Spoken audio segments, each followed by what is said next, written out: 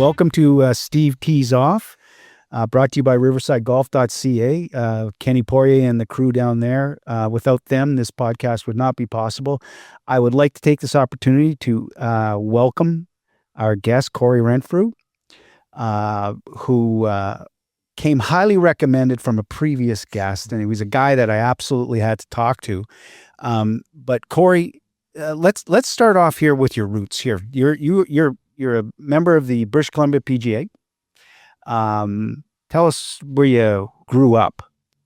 Yeah, so thanks for having me, first off. I grew up in Victoria, BC. I actually didn't start playing golf until the summer between grade 8 and grade 9. So definitely a late start by today's standards.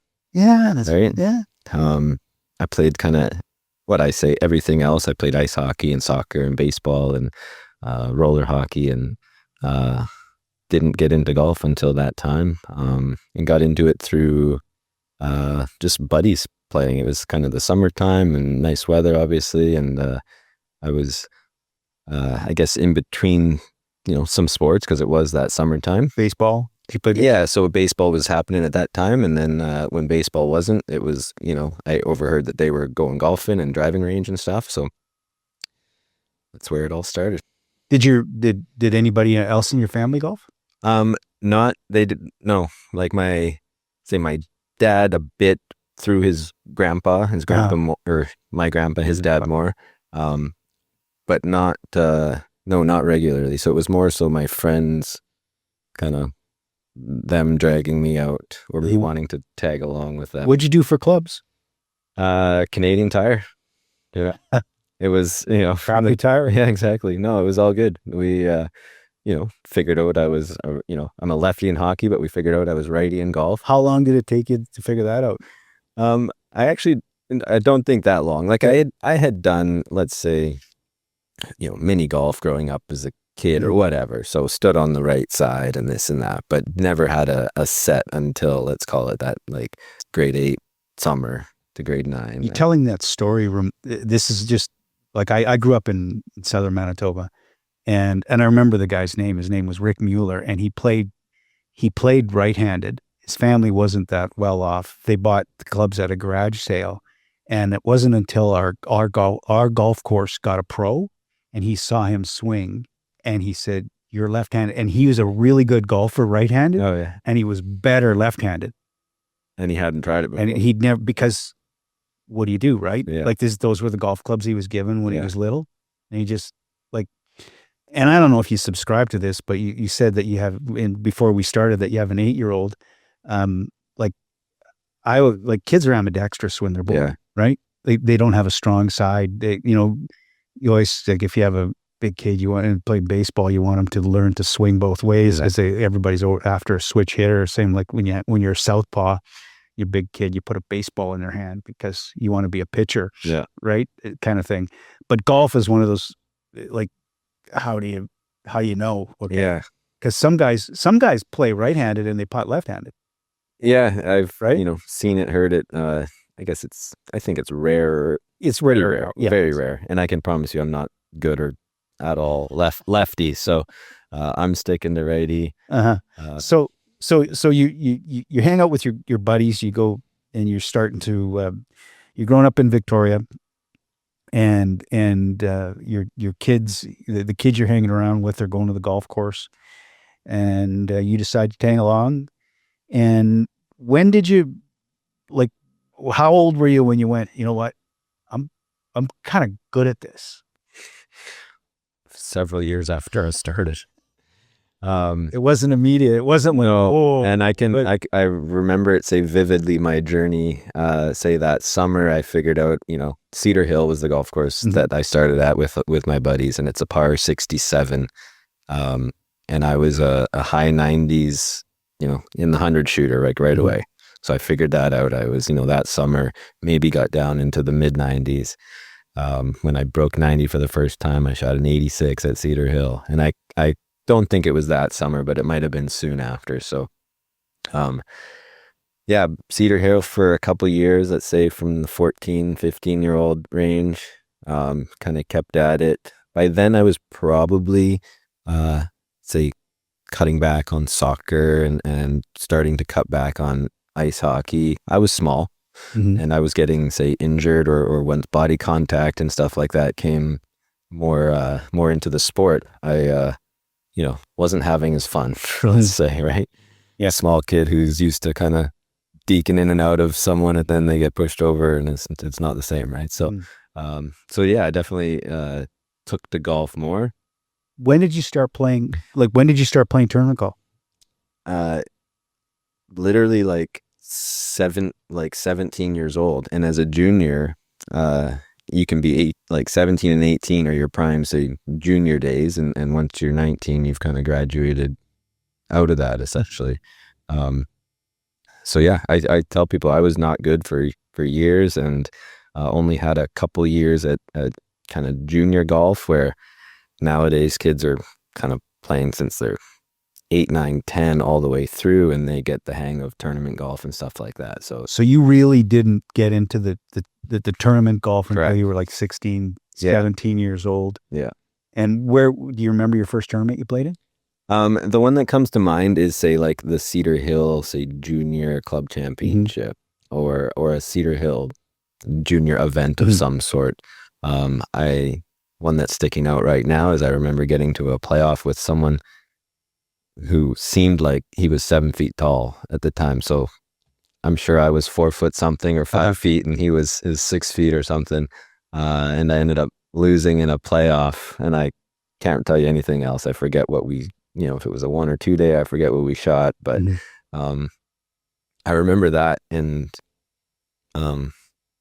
yeah, obviously getting some confidence from that, I guess, or just kind of that adrenaline of that you wanted to doing play. it. Yeah. So then you started, you explored other junior tournaments that were, so were you touring around British Columbia, or were you going down to Washington State, or? I didn't really travel much to play. It was always local, especially during the junior days of being kind of 17, 18.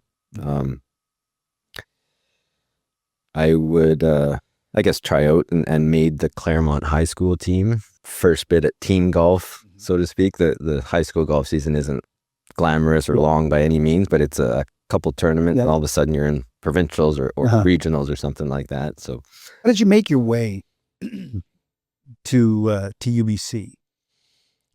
Yeah, so I decided to, I essentially got invited by the coach at the time, kind of quite late. I had taken a gap year after high school, so graduated from Claremont, wasn't sure where to go, and I think it was in that time that I got approached, invited to come to the team, and I remember I grew up in Victoria my whole life, and close to my family and all that, and something about it was intriguing to kind of leave the city, leave home, come to Vancouver and play on the golf team. So I didn't get offered or looked at by Washington or an Oregon or a California, anything. So I was not on anyone's radar.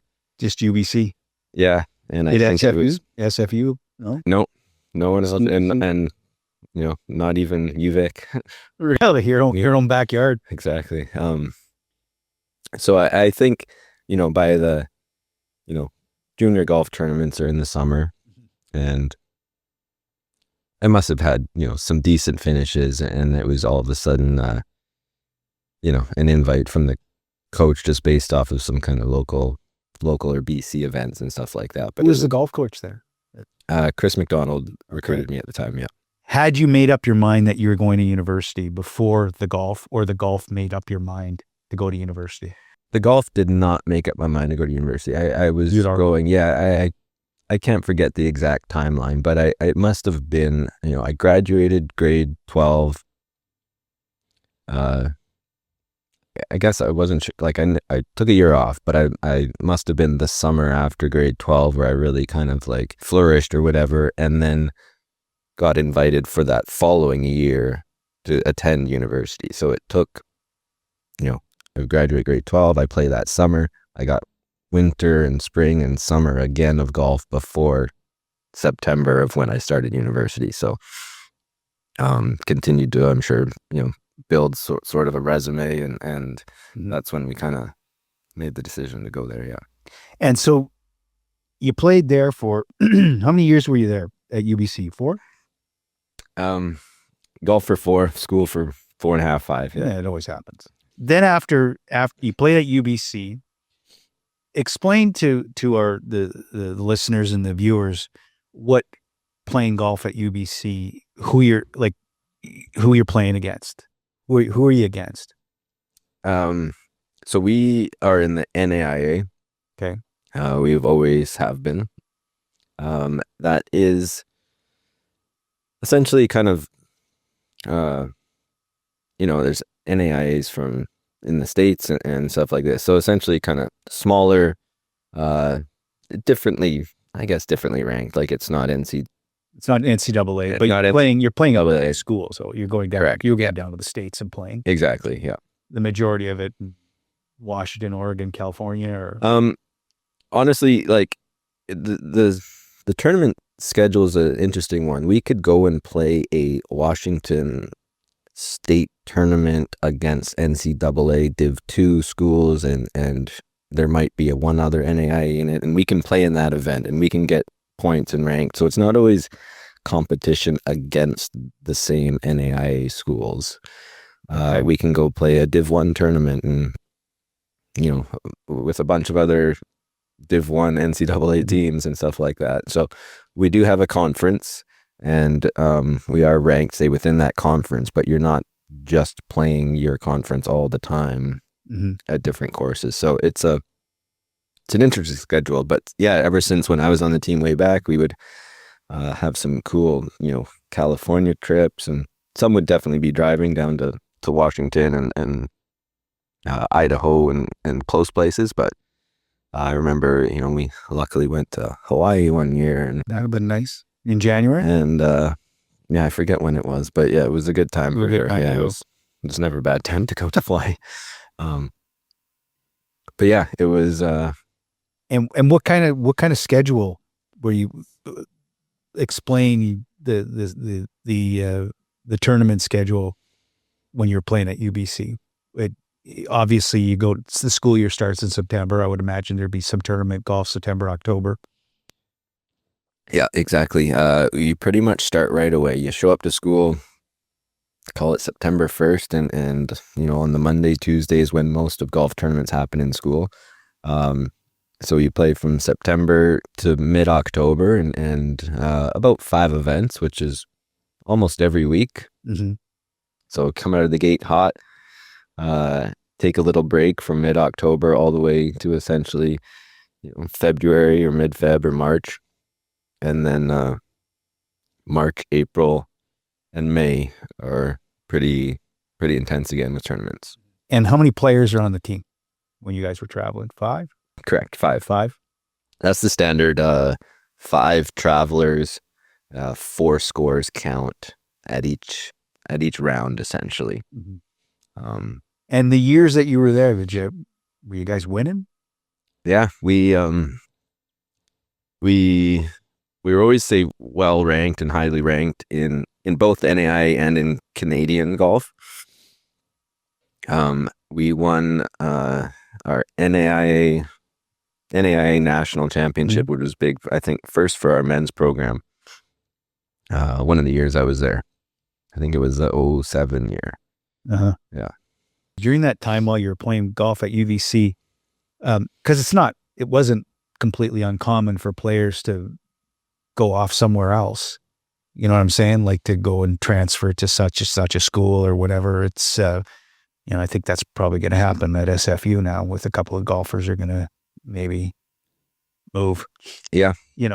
But was anybody pursuing you at that time, like to transfer, or you No. give me that head shake? Yeah. Like, it wasn't that good. Exactly. I was not. I think, by my final couple years at university is when I really maybe got better, so to speak, and shot some good scores and kind of really improved my ranking. And that was probably, my final year of university of, say, playing well is what kind of sparked the turning pro talk and stuff like that. But honestly, growing up when I started playing, it was never a thought. Maybe I just didn't dream big enough right away, right? I was kind of just taking it slow and one step at a time. And um,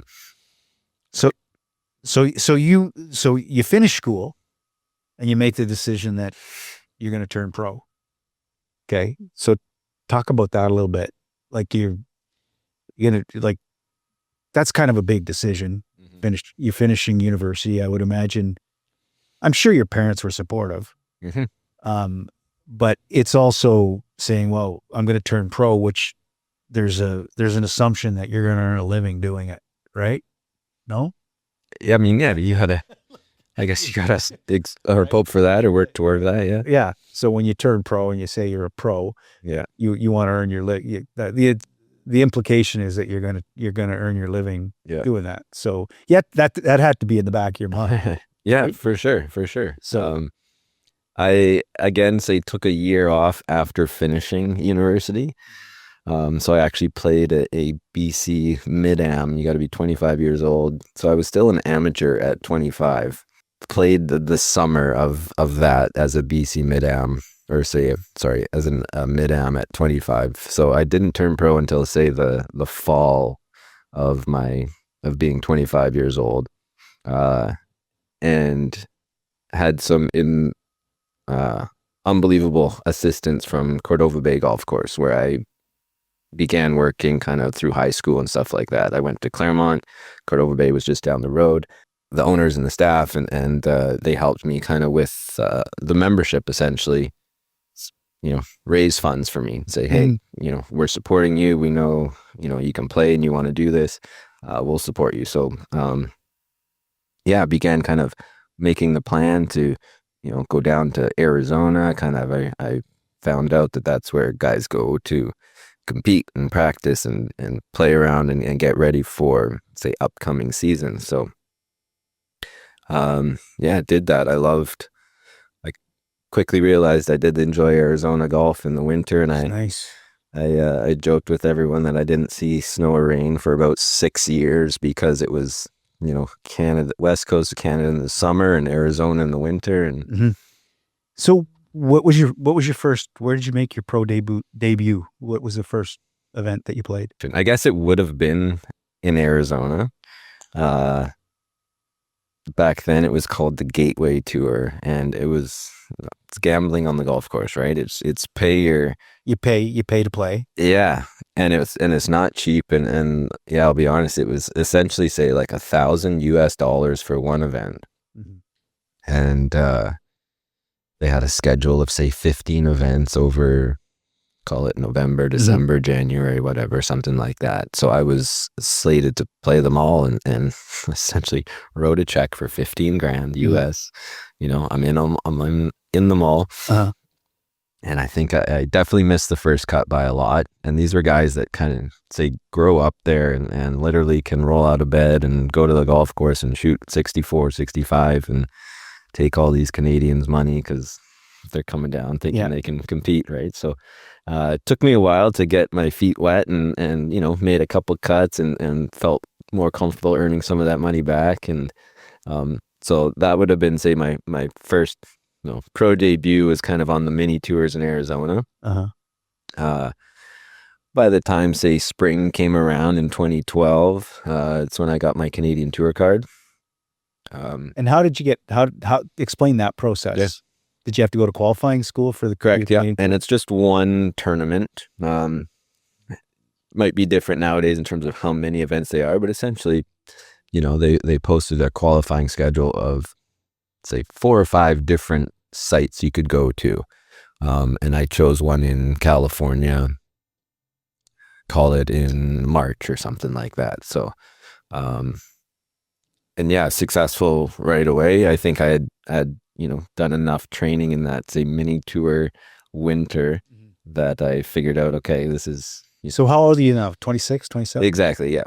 Yeah, 26. So luckily I didn't have to take, say, too long before getting my tour card once I decided, hey, this is what I'm going to shoot for, a Canadian Tour card. So got that. And so that was 2012. got my card. So then the 2012 summer, I was on the Canadian tour as it was then. Now it's PGA Tour Canada, and PGA Tour Americas, and all that. Yeah. So, so when you got your status on the Canadian tour, that still means that you still need money. Yeah. Right. Yep. So and it was still, say, from the sponsorship of the Curdover Bay kind of package back then. Yeah. So they were willing to they backed you. Yeah.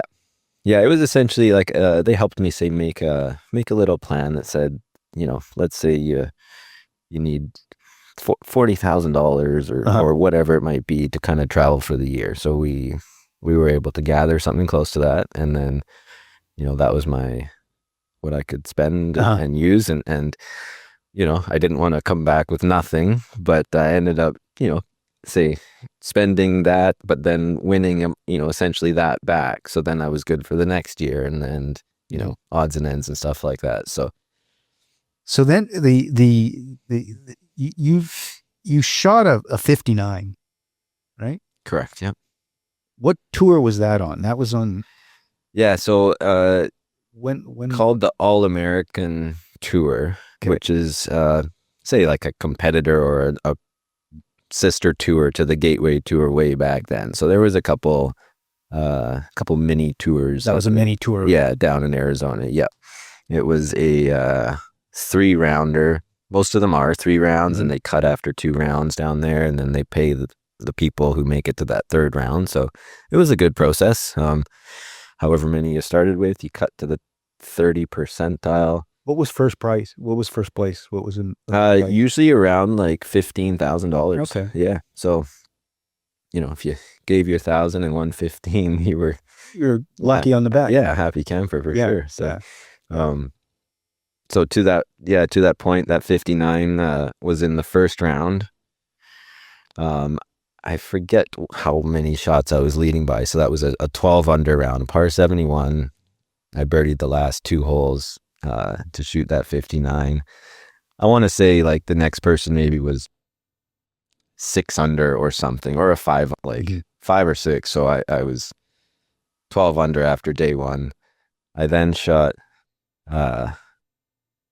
2 under the next day to get to 14 under, and even par the following day to finish at 14 under. And I lost by 1. Someone who shot 5 under, 5 under, 5 under, and got to 15. That's golf. Yeah. So I definitely, I joke and I tell that because it's like, yeah, one round's great and all, but when you have to add up 3 rounds or 4 rounds, and you cut, either can't keep it going or someone else can and stuff like that. That's the beauty of. Well, that just happened to yeah. AJ in Victoria this past summer. Shoots a 59 and goes into a playoff and loses. Mm-hmm. Yeah. Guy sinks a bomb. Yeah, yeah. What are you gonna do? Yeah, that's golf. Exactly. That's golf. In 2012, you played in the Canadian Open. Correct. And that was in Hamilton. Mm-hmm. Talk about that. How was that? Yeah, that was great. So that came based off of, so in 2012, I got my Canadian Tour card. Mm-hmm. The very first event of the year was in Victoria. And I finished 2nd. That was a cool event. I had just, with all that home support, I had just got my Couture card, first event. I had played great. And again, I was kind of leading at one point going into the final round. I ended up not playing bad, shooting a couple under, maybe finishing at, say, 13 under par for the 4 days. And someone a few groups ahead had shot a final round 7 under or something to nip me by 1 or 2. So anyways, I finished 2nd. So I'm kind of 2nd on the money list. And one more event happens. I play okay. One more event happens, and it's in Fort McMurray. And I win it. And you win it. And I win it. So my first 3 starts to my Canadian Tour career, I have a win, I have a 2nd, and a something else. So by the halfway point of that season, I was, say, 2nd or 3rd on the money list. And part of getting into the Canadian Open was awarding, say, the top 3 Canadian Tour players a spot. So that's how I got in. So tell us about that. Yeah. So that's your first that you're playing in it, not just the Canadian Open, it's a PGA event. Yeah.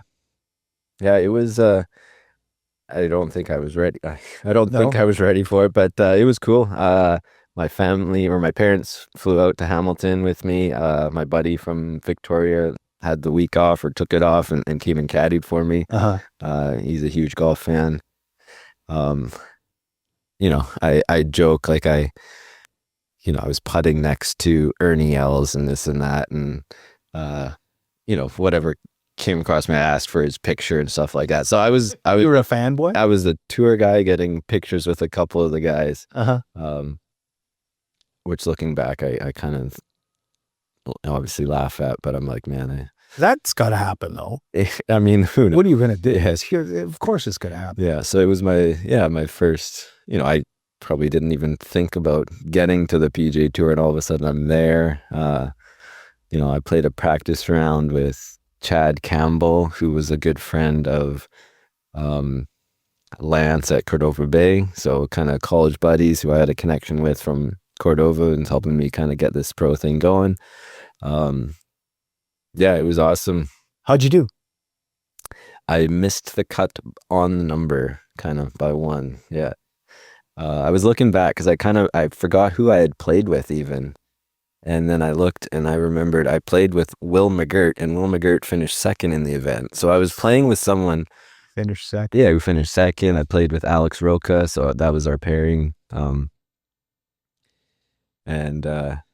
Yeah, I remember, you know, I think, yeah, playing okay, not playing as close to what, you know, Will was, I forget at the time, maybe 11 under par through 2 days. And I was 1 over. I think the cut was even par or something like that. But the whole experience, you know, the fans, the stadiums, kind of the free food and the atmosphere. The atmosphere. Yeah, it was cool. So was it surreal? Yeah, absolutely. It was, you know, the Canadian Tour was cool at the time, you know, with kind of what they have going on, and this was 10 times that. So, and so when you finish that, then you go back to you go back to the Canadian Tour, right? Yep. And you play a couple more years on the Canadian Tour. And how'd you do in those like couple of years when you're playing? Yeah, I guess I forget exactly what I finished on, say that money list at the very first year. And yeah, like you said, a few more years, maybe a couple of years in, I had decided to go to what was then web.com Q School, or I forget if it was even called PGA Q School then, because they've changed how you could qualify. But it took me a few years before I started to do kind of the US Q School. And so you make so you go down, so you're trying to make it whatever it was called, the web.com. Yeah. So they've got specific Q schools set up, and so with the first year that you went down there, a couple of years after the Canadian Open. Correct. Yeah. And you went down to Q school. Yeah. And how did that go? Yeah, I think the first year I missed after, maybe made through first stage and missed at second stage. It gets quite, I've gotten through, say, first stage a few times, 2 or 3 times. But it's a different animal getting to, say, second, playing in the second stage, where it's essentially just the top 10% from all the first stages are at that second stage. Where was that? Where did you go to play? Most of the time I chose somewhere in California. They were always at the time where I was in Arizona through the winters, and it was either California or Texas or Florida, and the grass and the kind of weather of the West Coast was more familiar to me, so that's where I chose. But just difficult tracks. So it wasn't until the essentially the 2015 or 2014 kind of winter where I finally got through a second stage. So that was a huge step. When you get through second stage, you're right into final stage, and that gets you conditional status and, say, a ranking or a card of some sort Explain that conditional status. That means that if you hear that term bantered around a lot, and explain conditional status. What is that? It essentially is to just say like a number ranking. Let's say, PGA Tour tournaments have 140 players in the field.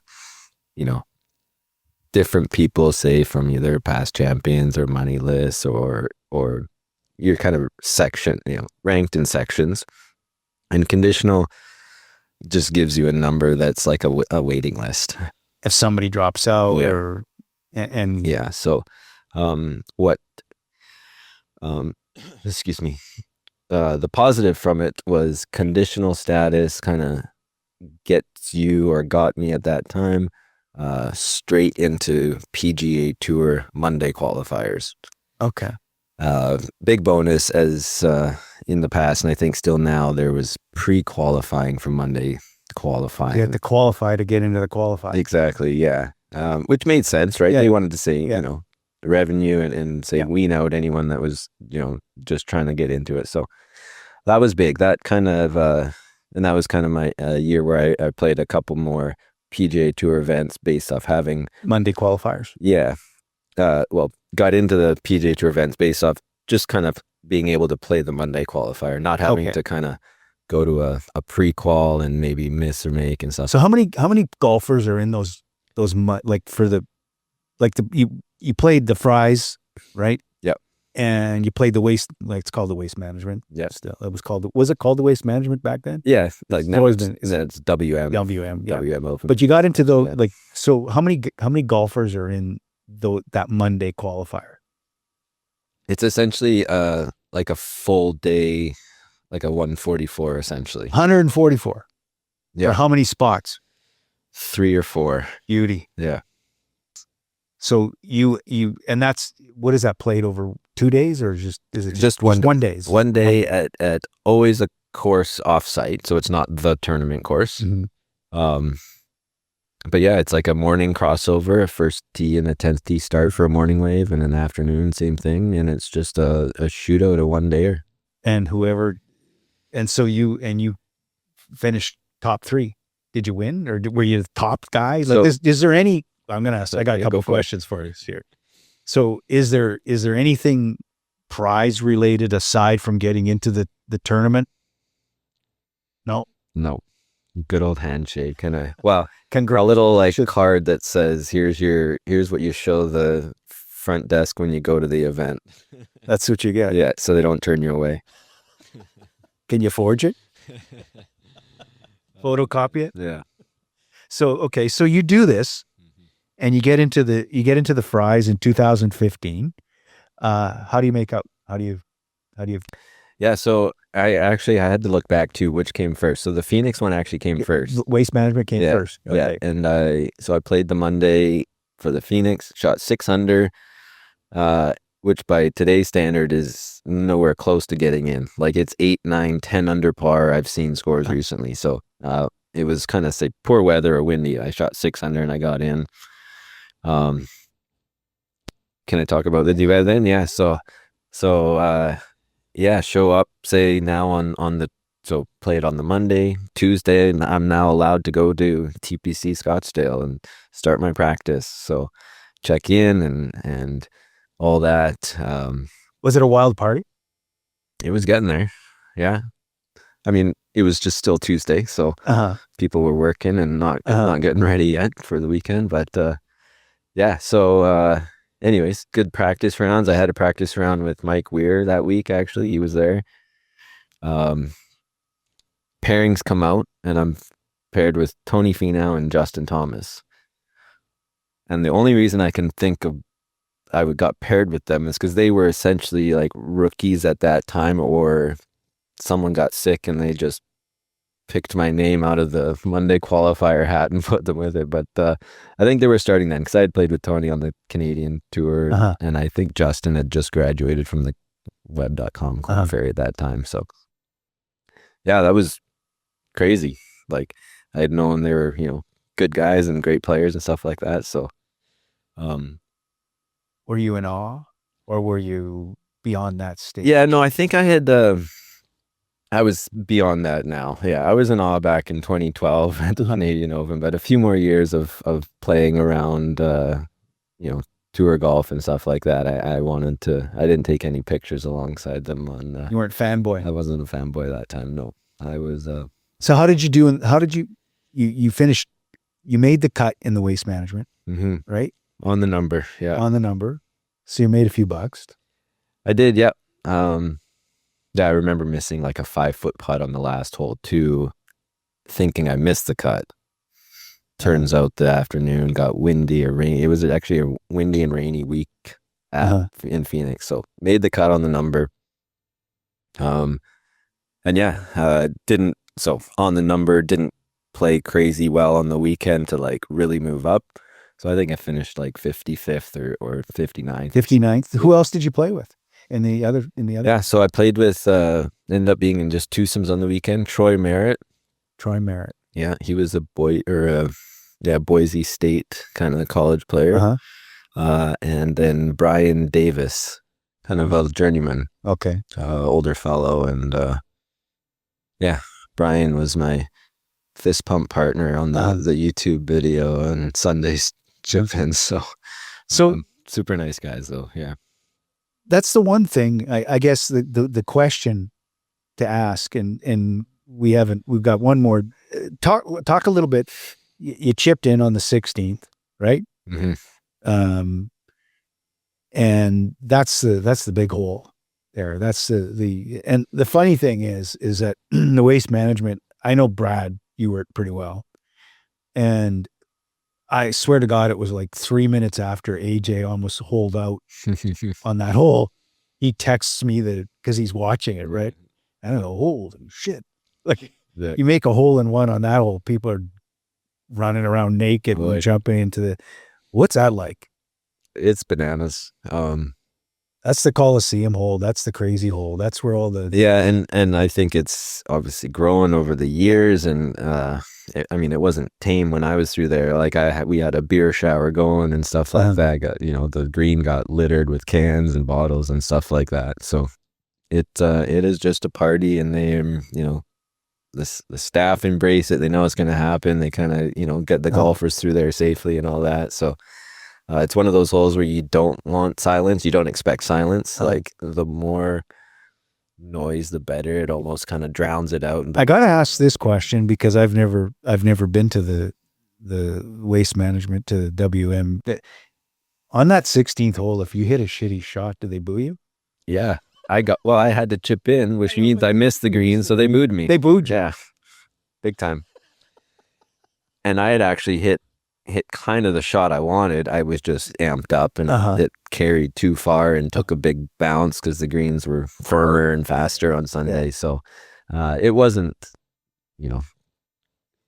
bad or way over, but it just enough to over that they booed. And they booed me in the practice round too, and I missed it then.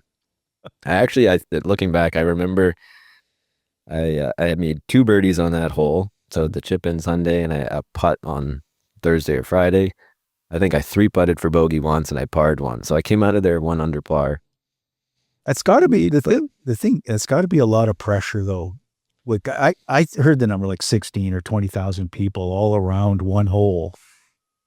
I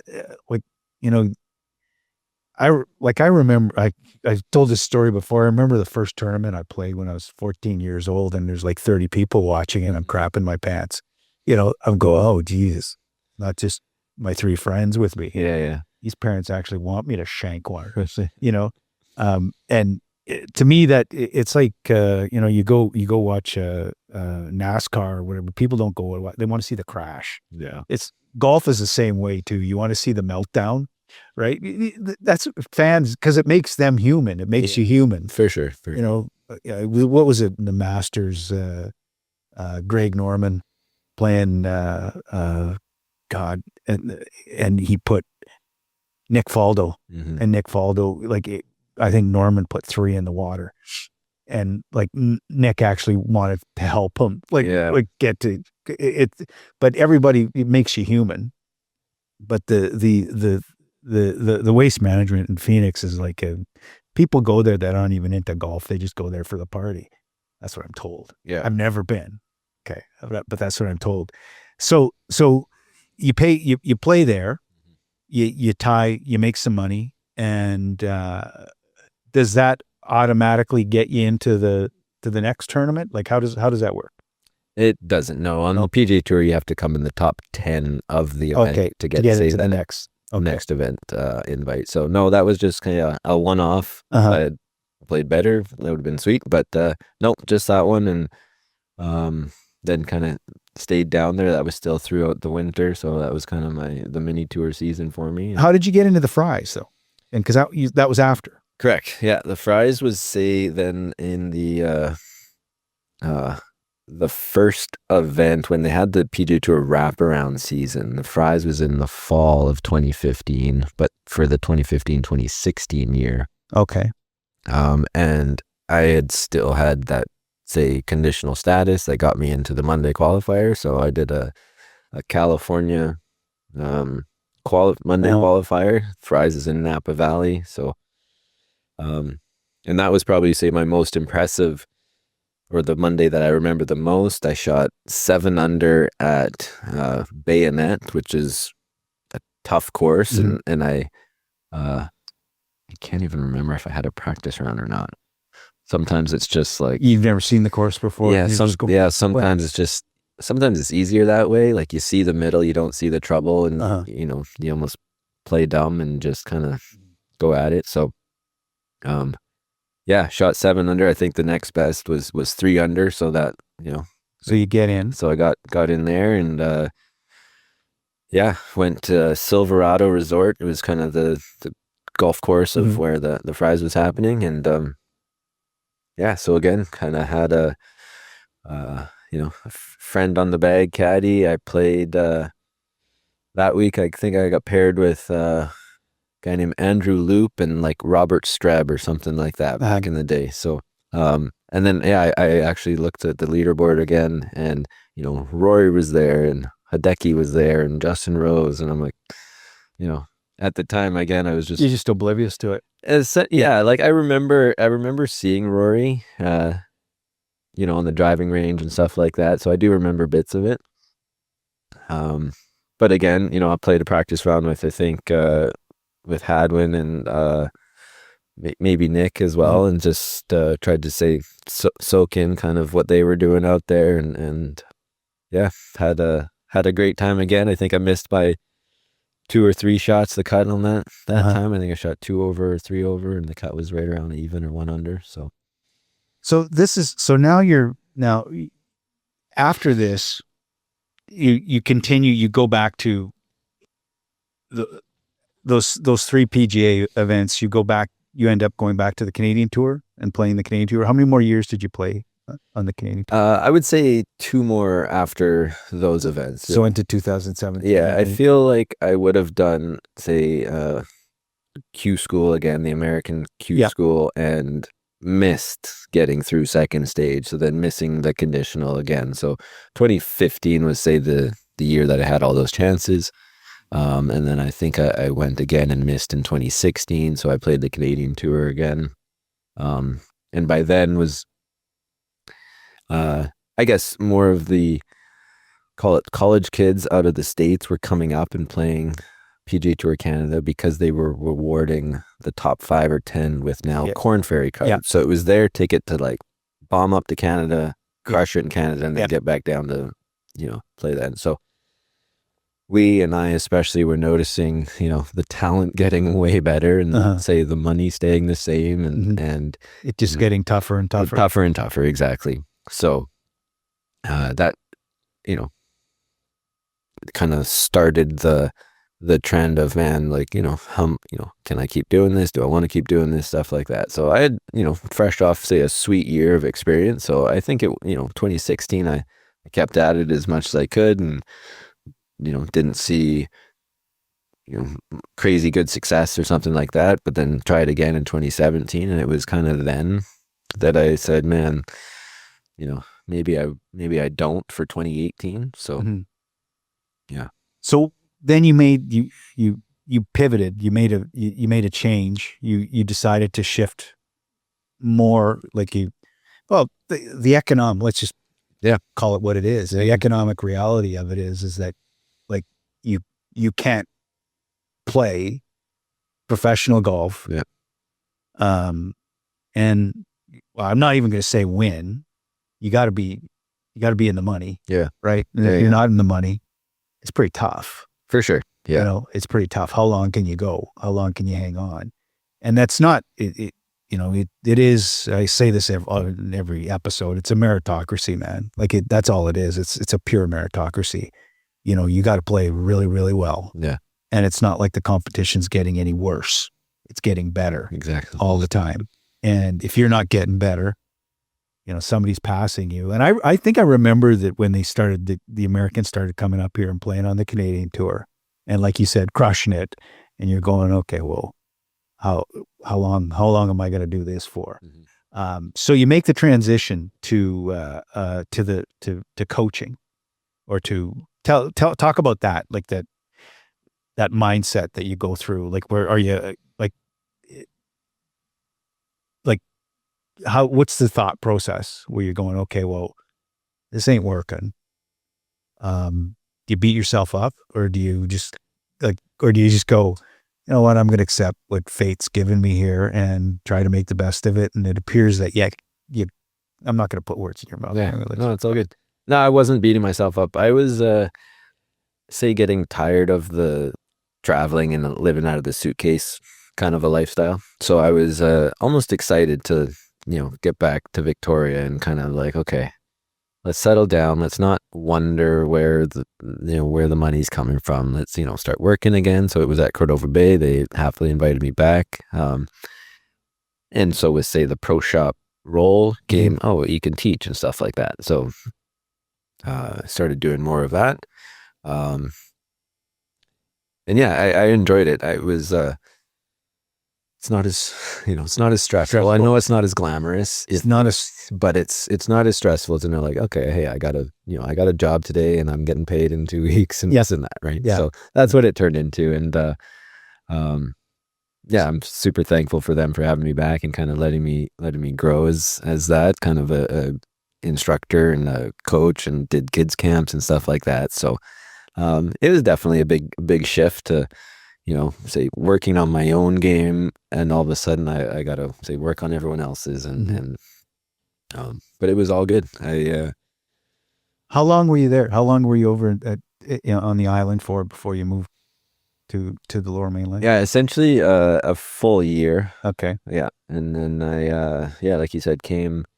I had an opportunity to, say, come over to the mainland and kind of same sort of a coaching job here, but also work with the University of British Columbia golf team as well. So I could, assistant coach that team and coach over here. And coaching obviously, has a bit more lucrative than, say, just behind the desk pro shop sort of thing. So I learned that's, more up my alley in that respect, but also just I could kind of offer, the skills that I had to, okay, here's how I honed my skills and stuff like that. So it was more relatable and more enjoyable in that sense. So how much, going through everything that you've gone through, like, how of that, like, what did, and I've talked to a few players.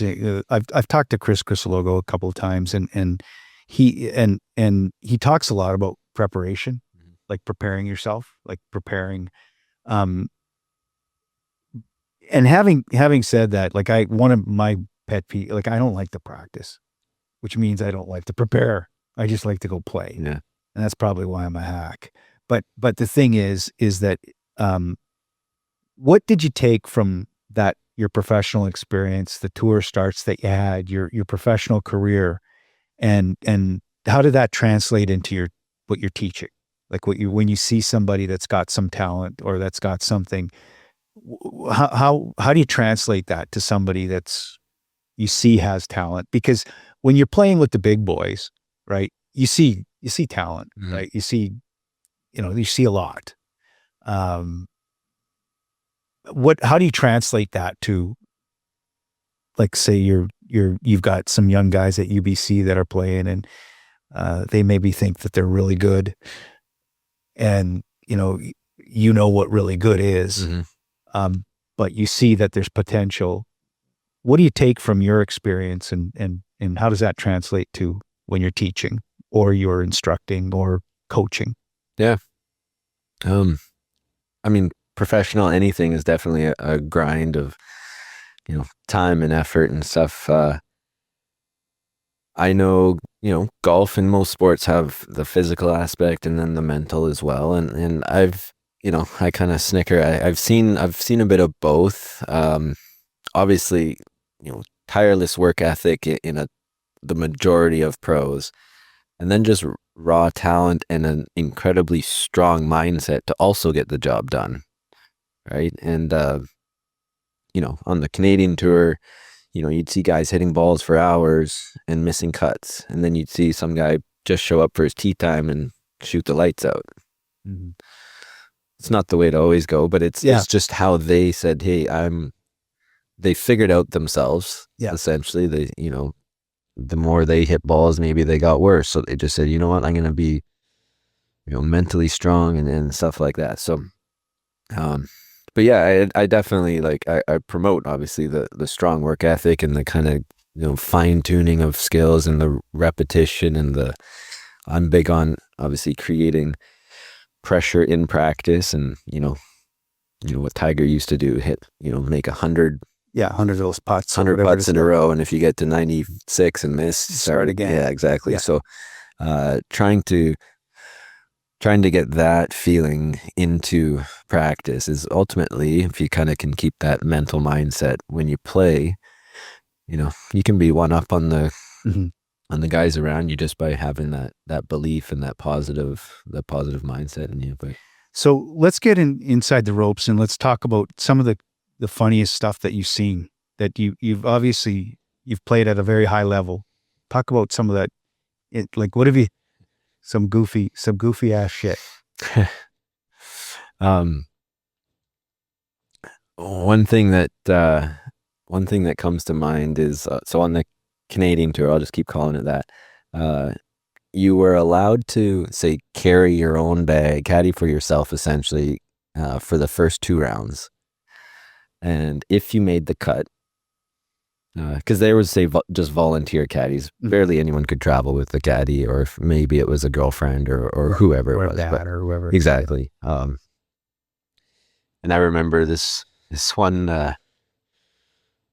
player had a tour bag, so he had rented a caddy for rounds 1 and 2.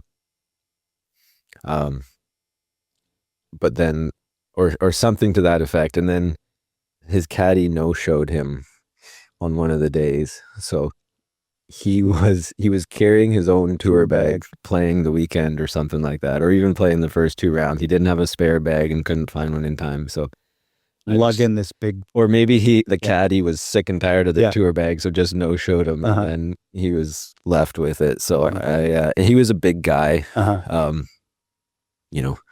so it's not like he couldn't handle it, but also you don't want to be playing and carrying your own tour bag. It's pretty heavy. Dropping it around. It's pretty heavy. That was just a funny, because you can get, you don't wish on anyone, but it's funny when it happens to someone else. It's just a bad caddy, Canadian tour, and the caddy's causing you penalties, or, walking down the other side of the fairway going backwards when you're up on the one side. Like it's kind of a circus out there, because it's people that don't even golf. Oh, I heard there was a golf tournament and I can make $40 in the round.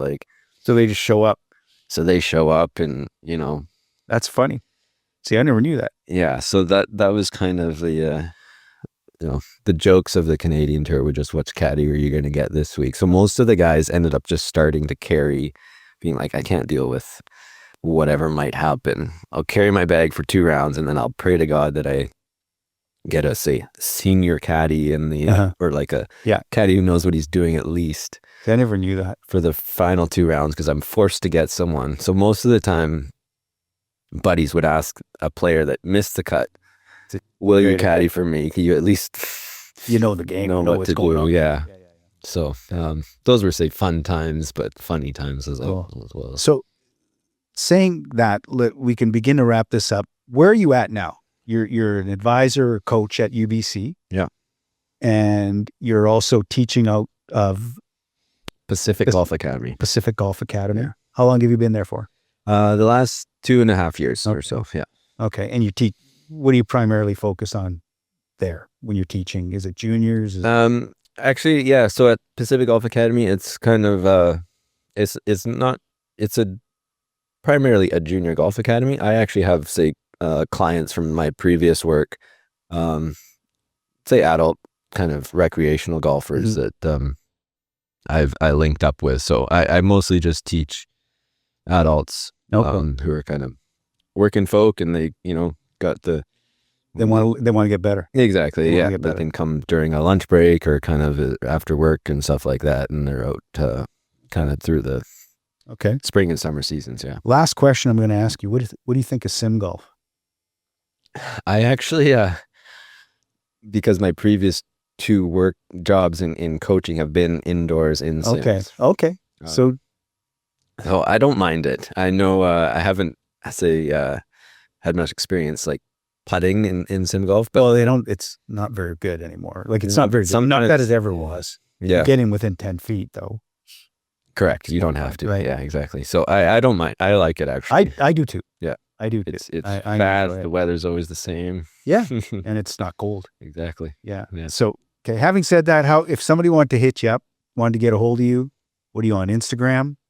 Yeah, that's probably my main platform. Yeah. That I am, Cory Renfrew Golf. Okay. And you're at Pacific Golf Academy. People could Google that and find you. Yeah.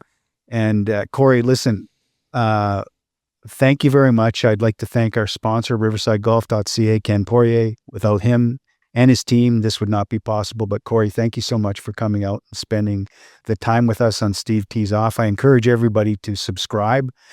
We need more people to subscribe, but this is a passion project and it's a lot of fun. And I just enjoy talking about golf. And Cory, you've been great today. You're welcome. Yeah. Thanks for having me. Thank you so much. Appreciate it. Take care.